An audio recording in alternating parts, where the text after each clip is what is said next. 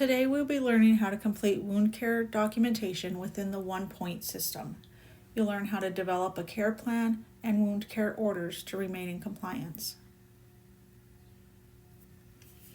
Once a wound is discovered, you will need to document on its appearance and progression at minimum once weekly. Some wounds we may be assessing more often throughout the week, so documentation will also happen at those times. Measurement of wounds must occur at minimum once weekly. Please be sure to document these measurements.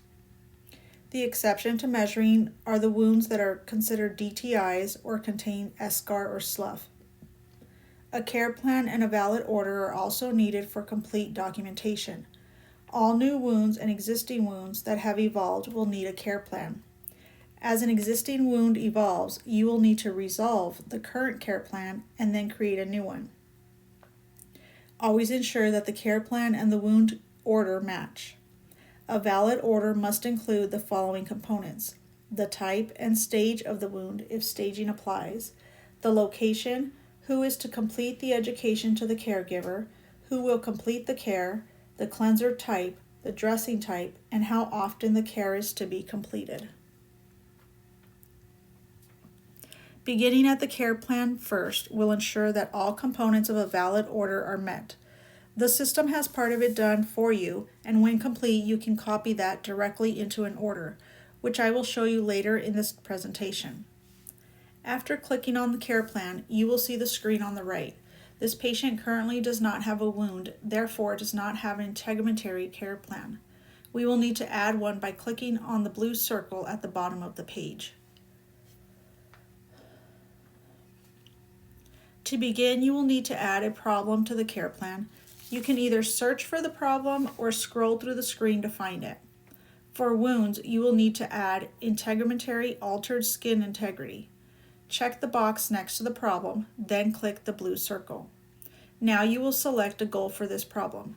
At the screen on the right, you will notice the goal needed has been selected. Click the blue circle. Now you will select the interventions for the goal that you selected on the previous page. For the goal that you see located at the top of the screen on the left, I've selected 2 interventions. Note that one of the interventions I've selected begins with hospice nurse, facility nurse, patient, and caregiver to perform wound care. Once these asterisks are replaced and information is added, this will be copied over to an order that will be in compliance. Remember, a valid order will have the type, stage of the wound, the location, who is to complete the education, who is to complete the care, the cleanser type, the dressing type, even if it is leave open to air, and how often, ensuring to include PRN if that applies. At this goal, I also chose the intervention hospice nurse to educate the patient, caregiver, facility nurse on performing wound care, preventing infection and enhancing comfort. So it is clear to all who look at the chart of what teachings I am completing. Click the blue button. The screen on the right shows the intervention with the information added in to replace the asterisks. You can now highlight and copy this so that you can paste it into the order that we will be placing shortly.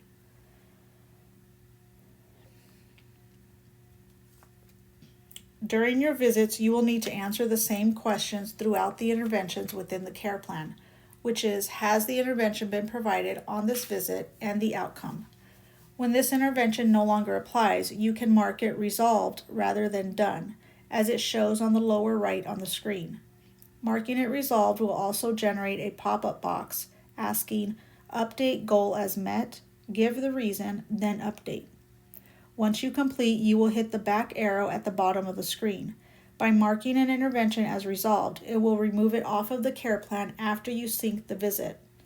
If the wound evolves and needs a different care plan in order, then you will resolve the current care plan here and go back through the steps to create a new care plan. But ensure that you also update the wound care order. If the wound care is to stay the same for the wound that you've just assessed, simply click Done, and this wound care plan will stay on future visits. Now that you are done with the care plan, you will come back to the screen on the left. Next, we will click on Integumentary Command Center, or ICC as some refer to it as. The question on the right will appear when you click on Document. Since we will now be documenting on a new wound, click Wounds Present. These two screens are the possibility of what you may see. The screen on the left is if the patient does not have a current active wound. The screen on the right is what you will see when the patient does have a current active wound. Some patients will have multiple active wounds. To add a new wound, click on Add New at the bottom of the screen. Now you will be selecting the location of the wound. Use the drop-down box to select the anatomical position needed to reflect where the wound is located. Then you will click on the area of the body where the wound is located. Here the system will give you options in that area to be more specific. This patient has a wound at the lower abdominal left, so I will select that option. The screen on the far right is here simply to show you how the system will give you options depending on your site selected.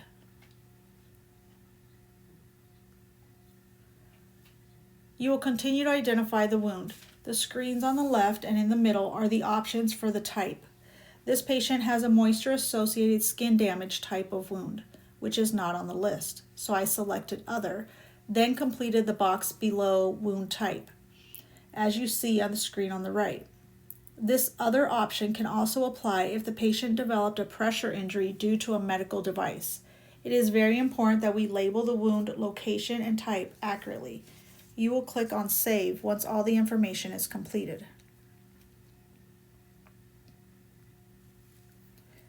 Once the descriptors are in, you can now document on the wound.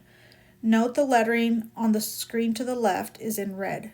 That will change to blue when all the requirements have been met for documentation on this particular wound.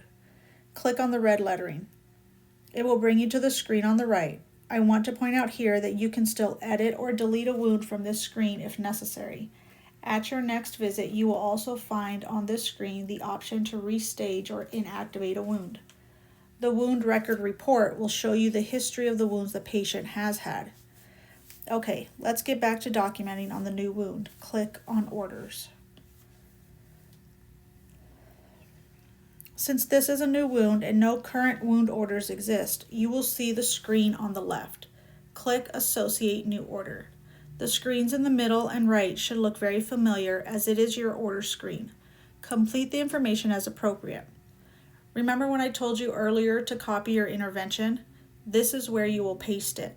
Paste it into the instructions box. Having this order match the intervention will help to ensure your charting is in compliance. Before you save this order, ensure that the system has marked the box as Yes next to Wound Care Order and that you check the box Send to Facility if your patient is in a facility or group home. Also ensure you are adding the wound cleanser to the MAR if that is being used. If the patient has multiple wounds that require different dressings or orders, ensure that you're attaching the correct order or change the order as needed when the wound evolves.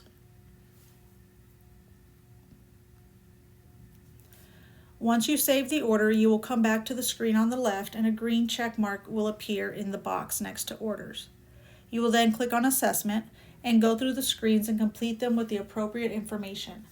Once that is done, the system will bring you back to the screen on the left again with another green check mark appearing next to Assessment. Now you can click on Wound Care Provided. You will see the screen on your right. Notice your order instructions have appeared on this screen. The system will require you to write something in the box in order to move forward. Click Save. All three boxes will now have a green check mark. At the bottom of the screen will be a back arrow. Click that. It will take you back to the screen with the anatomical position figure. Click the back arrow again. The green arrow next to the document, like the screen on your left, means that you are all done. Click the back arrow and you will come back to the screen on your right. Your screen will have a green check mark on the boxes next to Care Plan, New Order, and Integumentary Command Center. At each subsequent visit now, the system will require you to complete the ICC until all wounds are either healed or deactivated. If you did not assess the wound during a visit, you still need to complete the ICC. You are given the option of choosing not assessed and care not provided on the appropriate screens at that time. Some key points to remember to ensure that we remain in compliance during auditing of the charts and to show the care that we are providing to our patients is to please follow the steps shown to you today. This will help ensure that we remain in compliance in regards to our wound care documentation. Please reach out to your wound care champion for your area to help answer any questions you have. Your administrators are also here to help. Recommendation is to also document the appearance of your wound within your narrative note and care given, such as care completed per wound care orders. There is also a document called DIMES Guidelines that can be used as a reference point and can help guide you in the tools needed to help treat the wounds. Please ask your administrator for a copy. Thank you.